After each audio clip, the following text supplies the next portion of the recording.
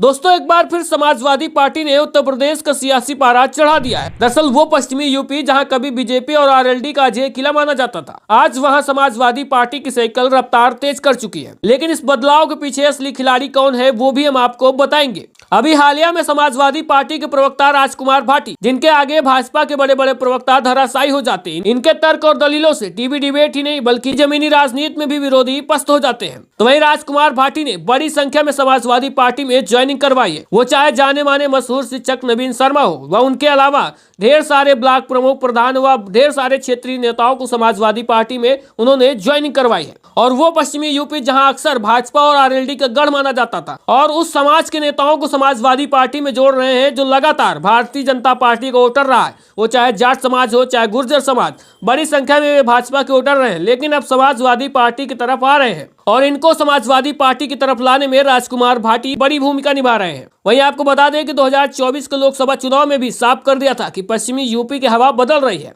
और कई जिलों में समाजवादी पार्टी के सांसदों ने जीत दर्ज की थी। वो चाहे कैराना में एक आसन हो, चाहे मुरादाबाद की सीट हो, चाहे संभल की सीट हो, ढेर सारी ऐसी सीटें हैं जहां पर समाजवादी पार्टी ने जीत दर्ज की थी। और मुजफ्फरनगर जैसी सीट को भी समाजवादी पार्टी ने अपने पाले में ले लिया था। तो ऐसे में लगातार पश्चिमी उत्तर प्रदेश में समाजवादी पार्टी का काफिला बढ़ता जा रहा है और इसको और आगे बढ़ाने में राजकुमार भाटी बड़ी अहम भूमिका निभा रहे हैं। अभी हालिया में ही राजकुमार भाटी ने बीजेपी और आरएलडी के कई नेताओं को समाजवादी पार्टी में जोड़ दिया है और वहीं भाजपा और आरएलडी के कई मजबूत स्तंभों को तोड़ दिया है। तो ऐसे में सत्ताधारी दलों के नेताओं को समाजवादी पार्टी में शामिल कराना कोई मामूली बात नहीं होती और राजकुमार भाटी की इसी कार्यशैली ने उन्हें अखिलेश यादव का बेहद करीबी और भरोसेमंद बना दिया है। और इससे भी बड़ा मास्टर स्ट्रोक होने वाला है 28 मार्च को, जब समाजवादी पार्टी के मुखिया अखिलेश यादव पश्चिमी यूपी की धरती में 2027 के विधानसभा चुनाव का बिगुल फूकेंगे। और यह सिर्फ एक रैली नहीं बल्कि पीडीए महारैली के रूप में बड़ा शक्ति प्रदर्शन होगा और अखिलेश यादव यहीं से 2027 के रण की शुरुआत करेंगे। तो ऐसे में माना जा रहा है कि इस दिन पश्चिमी यूपी की राजनीति में एक बड़ा भूचाल आएगा और बीजेपी के कोर वोटर माने जाने वाले जाट और गुर्जर समाज के कई बड़े नेता समाजवादी पार्टी में शामिल होंगे, जो 2027 के लिए अखिलेश यादव की जीत का सूत्रधार बनेंगे। तो वहीं सियासी गलियारों में ये भी खबर चल रही है कि अखिलेश यादव जल्द ही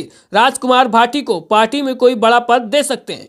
पश्चिमी यूपी में संगठन को मजबूत करने और पिछड़े दलितों के साथ साथ सवर्णों और किसानों को जोड़ने की जो क्षमता राजकुमार भाटी ने दिखाई है, उसका इनाम उन्हें मिलना तय है। लेकिन क्या मिलेगा ये समाजवादी पार्टी और अखिलेश यादव तय करेंगे। वो चाहे जाट बहुल क्षेत्र हो या गुर्जरों का दबदबा वाले क्षेत्र हो, राजकुमार भाटी ने हर जगह पर समाजवादी पार्टी की स्वीकार्यता बढ़ाई है। तो ऐसे में अगर राजकुमार भाटी को प्रदेश स्तर पर पश्चिमी यूपी की कमान मिलती है तो 2027 के चुनाव में बीजेपी और आरएलडी के लिए बड़ी मुसीबत साबित हो सकती है। वहीं इसका जीता जागता नमूना आपको 28 मार्च की रैली में देखने को मिल जाएगा, जब अखिलेश यादव की पहली रैली होगी 2027 के चुनाव के लिए। उसमें देखेंगे कि बड़ी संख्या में अलग अलग पार्टियों के कई दिग्गज नेता समाजवादी पार्टी का दामन थामते हुए दिख जाएंगे। वैसे आपको क्या लगता है, क्या वास्तव में पश्चिमी उत्तर प्रदेश की हवा बदल रही है? क्या समाजवादी पार्टी की स्वीकार्यता बढ़ रही है? कमेंट बॉक्स में अपनी राय देकर वीडियो को ज्यादा से ज्यादा लाइक और शेयर करिएगा। साथ में चैनल को भी सब्सक्राइब और फॉलो करिएगा।